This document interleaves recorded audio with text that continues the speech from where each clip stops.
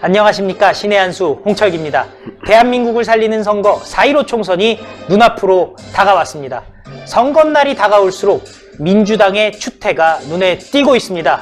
특히 울산시장 선거 하명수사, 그리고 유재수 감찰무마 의혹 등의 이름이 오르락내리는 백원우가 미래통합당에 대해서 입에 담을 수 없는 막말을 했다고 하는데요.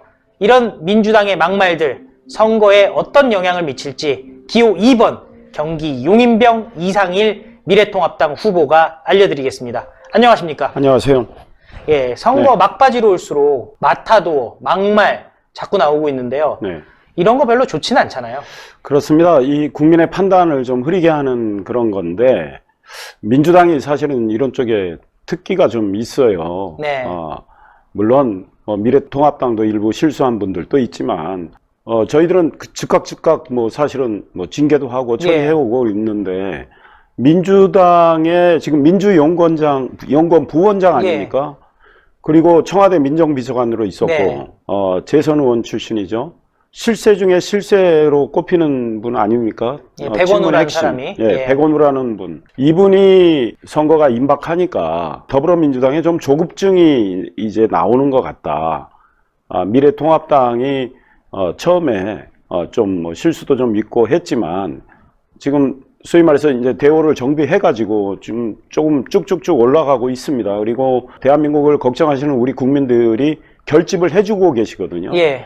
그리고 중도층에 계신 분이나 무당파에 계신 분들도 상당히 국회에서 이 문재인 정권을 견제하지 않으면 이 나라 지금 어떻게 되겠느냐, 이 걱정을 많이 하시는 것 같아요.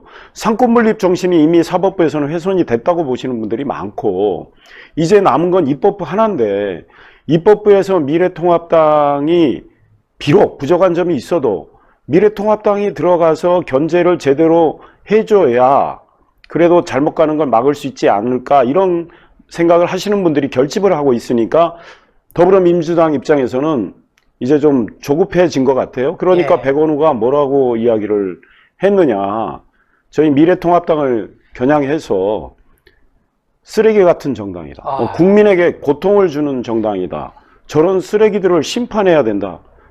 정말 쓰레기 같은 말을 하지 않았습니까? 그러니까요. 저런 말은 말이죠, 미래통합당을 정말 적극 지지하고 응원하고 미래통합당에 마음을 주는 다수 국민에 대한 모욕입니다. 네. 우리 그 국민들을 쓰레기 취급하겠다는 거 아니겠습니까? 그러네요. 이걸 어떻게 용납을 합니까? 분노가 막 치솟는데요. 아니, 정말 분노하지 않을 수 없고요. 그런데 민주당은 지금 제가 알기로는 이 시각까지 제대로 된 사과나 징계를 하지 않고 있어요. 그러네요. 미래통합당 좀 실수 나오면 즉각 좀 시정하려고 했지 않습니까? 그러니까요. 백원우 아마 징계를 못할 걸로 봐요. 왜? 일단 민주당은 문재인 정권의 특기입니다. 잘못하면 사람 살다 보면 잘못할 수 있어요. 잘못하면 인정하고 시정하면 되는데, 그렇죠. 절대 안 해요. 조국 사태 때 우리 봤잖아요. 뭐가 어때서 하고 고개를 오히려 더 뻣뻣이 쳐듭니다. 그런데 이 사람들이 하나만 알고 둘은 모르는 것이, 그게 국민을 화나게 한다는 거죠. 그러네요. 조국 그 부부의 태도를 보면서 국민이 화나고, 우리 젊은 청년들이 정말 저 사람들이 저거야? 이렇게 생각하는 거 아닙니까?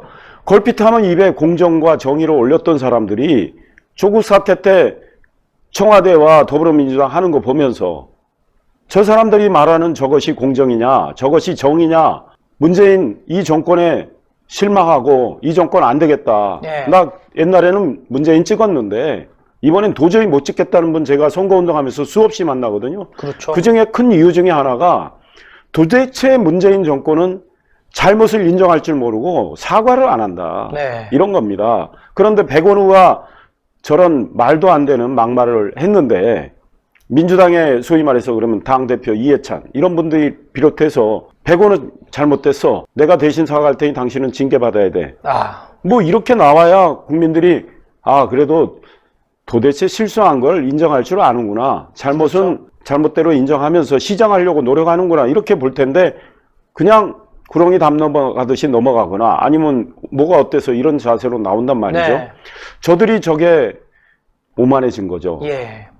우리 국민들, 전 세상의 모든 국민들이 다 싫어하는 게 오만입니다. 예. 아놀드 토인비가 이런 말을 했어요. 휴브리스, 오만이라고 그래요. 휴브리스의 함정, 즉 오만의 함정에 빠지면 결국은 몰락한다. 이런 말을 했습니다. 역대 세계사에서 모든 권력이 몰락하는 과정이 바로 이 오만입니다. 네. 오만하기 때문에 몰락하거든요. 그런데 이 오만과 관련해서 유시민이라는 사람, 물론 더불어민주당 소속은 아니지만 예. 뭐 한패라는 건 누구나 다 아는 거 아닙니까? 그렇죠. 이 사람이 지금 뭐 또 그런 말을 했대요. 백오는 막말과 함께 같은 시기에 우리가 180석 얻는다. 180석 이상 얻는다. 더불어민주당이 180석 이상 얻는다. 물론 거기에 더불어시민당이라고 비례정당이 있어요. 네.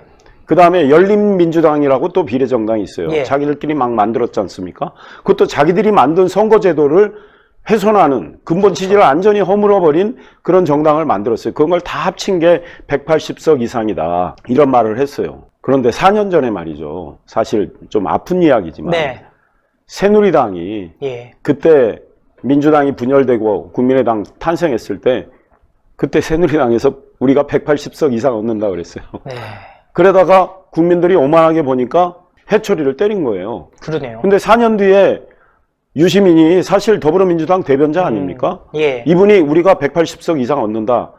벌써 이렇게 오만해진 흔적들이 너무나 나오고 있습니다. 이렇게 오만해지면 우리 국민들 반드시 응징을 합니다. 그래서 저는 우리 국민들께서 4월 15일 꼭 투표하시는 게 중요하다. 사전투표 불안해하신 분들, 투표 안 하신 분들이 있습니다. 그분들은 본투표에서 반드시 투표를 하셔서 이렇게 오만해진 권력에 대해서는 응징을 해야 된다. 예. 이런 생각이고, 백원의 이야기 좀 더 하겠습니다. 백원우가 어떤 사람입니까? 백원우 이 사람 지금 검찰에 의해서 기소돼 있어요. 아니 지금 검찰은 이 사람을 범죄 혐의가 있는 거로 보는 거죠. 근데 사실 범죄 혐의가 네. 소명이 되고 입증이 되니까 기소가 되는 거 아니겠습니까? 검찰 입장에서 그렇죠. 물론 예. 법원의 판단은 받아야 되지만, 근데 이분이 갖고 있는 범죄 혐의가 뭡니까? 우리 국민들이 투표하시기 전에 이 사건 잊으시면 안 된다고 생각해서 제가 말씀드리는 거예요. 네. 2018년 6월에 있었던 울산시장 선거, 예. 당시 자유한국당의 김기현 시장, 예. 지금 우리 울산의 미래통합당 후보로 나와 계시죠. 예. 아마 이분 당선될 겁니다. 이 김기현 울산시장을 낙선시키기 위해서 공작을 한 거 아닙니까? 청와대가. 그리고 누가 지금 시장이 됐죠? 대통령이 형이라고 부르는 30년 지기 송철호라는 분이 울산시장이 됐는데, 그때 선거 과정을 보면은 네. 2018년 6월 전부터, 그러니까 2017년 제가 알기로는 한 8월경쯤 청와대가 말 잘 듣는 황운하라는 경찰을 울산경찰서장으로 내려보내요. 그렇죠. 그분 지금 어떻게 돼 있죠? 또 후보돼 있어요. 더불어민주당 후보로 대전에 나왔죠. 예. 그때 울산경찰서장으로서 선거 공작을 실행에 옮긴 혐의를 받고 있기 때문에 그때 그거를 청와대가 봐서 고생했다고 생각해서 공천 준 거 아니겠습니까? 제가 보기엔 그래요. 그런데 울산시장 선거를 앞두고 이분을 내려보내고, 이분은 내려가서 한 달 뒤쯤 그 송철호라는 분을 만나요. 네. 그래서 이야기가 시작이 되는데, 청와대는 이미 송철호 쪽에 주문을 합니다. 김기현 시장 쪽에 여러 가지 문제를 네. 첩보 형태로 청와대로 올려라. 예. 그 청와대에 올라갑니다. 청와대가 그걸 가공을 해요. 거기다가 뭐 누구를 어떻게 조사하고 하는 걸 이게 또 첩보에 좀 더 가공을 해서 경찰이 수사하기보다 쉽게, 그게 경찰한테는 수사의 타겟을 명료하게 해준 거죠, 청와대가. 네. 그때 거기가 민정비서관실에서 이루어지는 거예요. 그때 백원우가 청와대 민정비서관이에요. 그렇죠. 그렇게 해서 청와대가 주문해서 받은 첩보를 청와대가 가공을 해가지고 민정비서관실에서 가공을 해서 경찰에 내려보내요. 그때 실행하는 경찰이 바로 황운하 울산경찰이에요. 그러네요. 그래서 김기현 당시 자유한국당 후보가 자유한국당의 공천장을 받던 날 울산경찰서에서 울산시장실을, 김기현 시장실을 소위 말해서 압수수색을 하는 거 아닙니까? 예.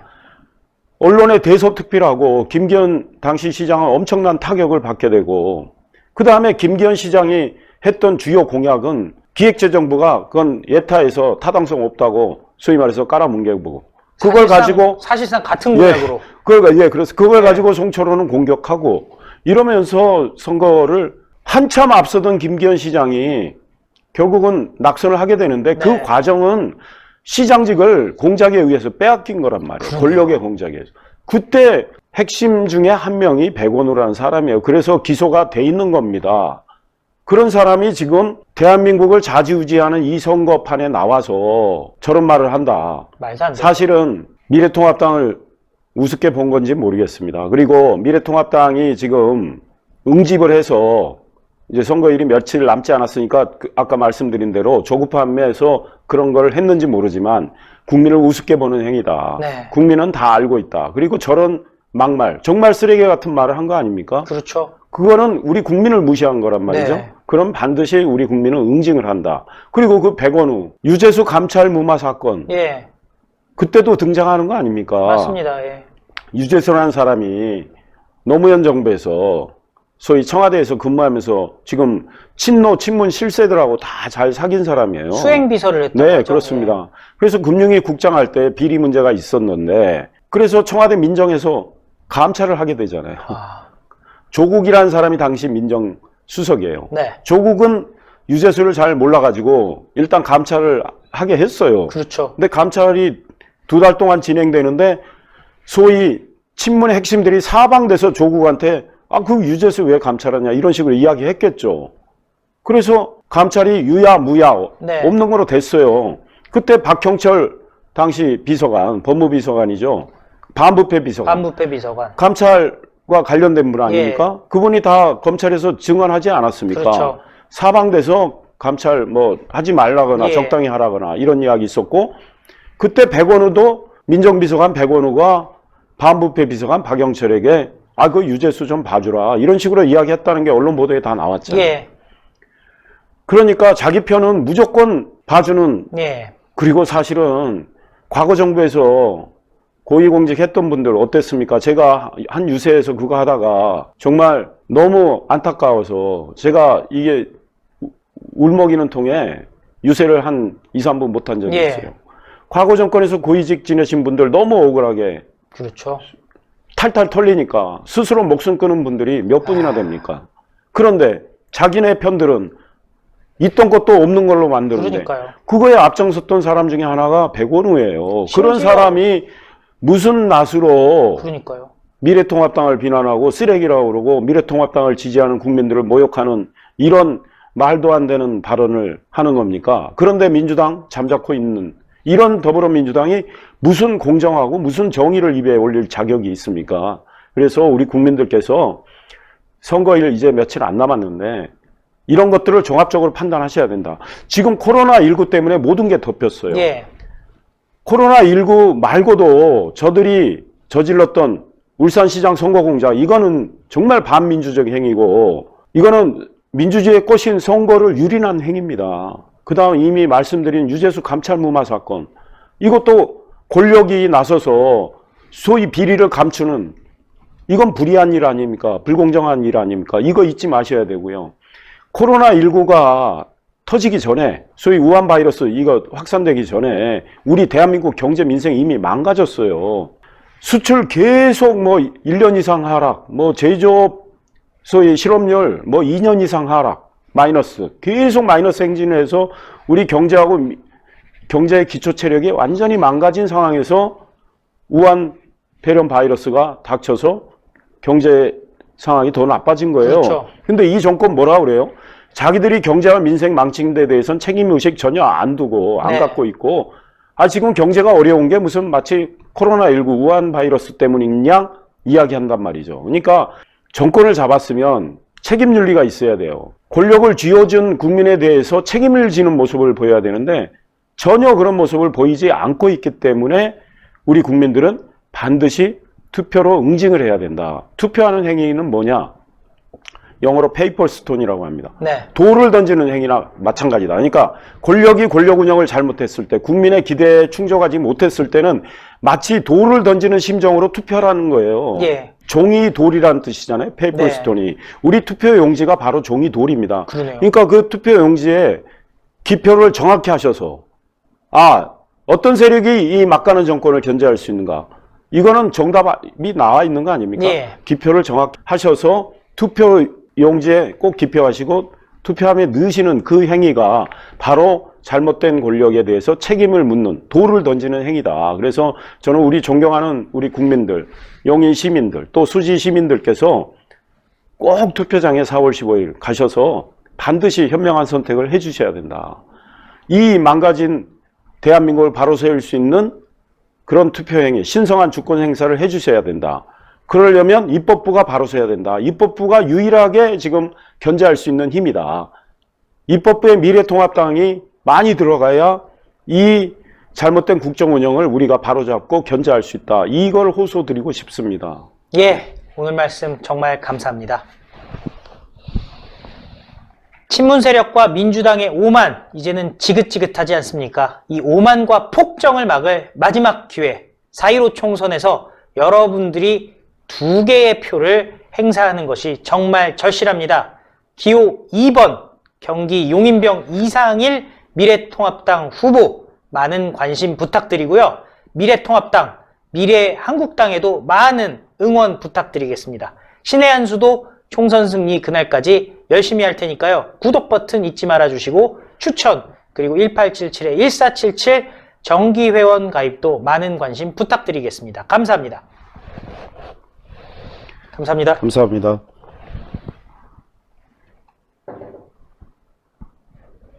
오메기떡 50개에 35,000원, 장바구니 포함해서 굉장히 저렴한 가격인데요.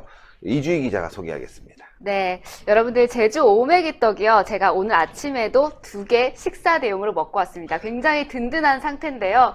여러분들 제주 오메기떡이요. 정말 이렇게 그 냉장고에 냉동실에 얼려놨다가 한 20분 정도면 식탁에 딱 꺼내놓고 이게 아이스크림인지 떡인지 굉장히 시원하게 또 말랑말랑하게 드실 수 있는데 한 30분 지나면요. 정말 찰떡이 아주 그냥 한 입 딱 무는 순간 입안에 착 퍼지면서요. 안에 있는 팥도 적당히 달아서요. 지금 많이 스트레스 받으실 텐데 지금 한 입 딱 무는 순간 잠시나마 좀 스트레스를 잠깐 해소하실 수 있고요. 이게 정말 제주 오메기떡 애국자가 만들어서요. 정말 건강하고 믿을 수 있는 제주 오메기떡입니다. 저희 신의 한 수에서 시청자 여러분들 정말 사랑하는 마음으로요. 믿고 주문하실 수 있는 굉장히 정직하고 맛있는 떡 저희가 준비했으니까요. 많이 주문을 하시고요.